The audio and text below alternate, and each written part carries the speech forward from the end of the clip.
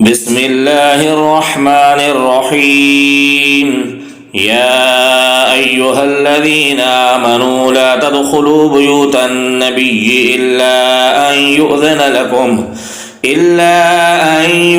لكم إلى طعام غير ناظرين إناه ولكن إذا دعيتم فادخلوا فإذا طعمتم فانتشروا ولا مستأنسين لحديث إن ذلكم كان يؤذي النبي فيستحيي منكم والله لا يستحيي من الحق. وإذا سألتموهن متاعا فاسألوهن من وراء حجاب ذلكم أطهر لقلوبكم وقلوبهن. وما كان لكم أن تؤذوا رسول الله ولا أن تنكحوا أزواجه من بعده أبدا إن ذلكم كان عند الله عظيما. إن تبدوا شيئا أو تخفوه فإن الله كان بكل شيء عليما. لا جناح عليهن في آبائهن ولا أبنائهن ولا إخوانهن ولا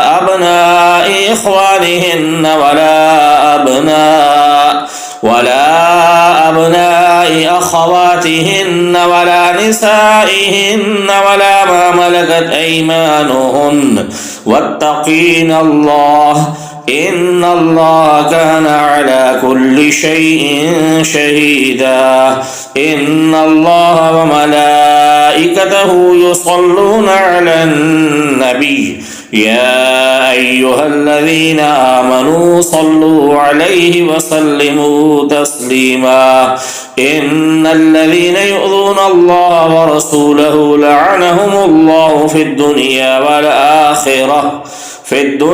والآخرة وأعد لهم عذابا مهينا. والذين يؤذون المؤمنين والمؤمنات بغير ما اكتسبوا فقد احتملوا بهتانا وإثما مبينا. يا أيها النبي قل لأزواجك وبناتك ونساء المؤمنين يدنين عليهن من جلابيبهن ذلك أدنى أن يعرفن فلا يؤذين وكان الله غفورا رحيما. لئن لم ينته المنافقون والذين في قلوبهم مرض والمرجفون في المدينة لنغرينك بهم ثم لا يجاورونك فيها إلا قليلا.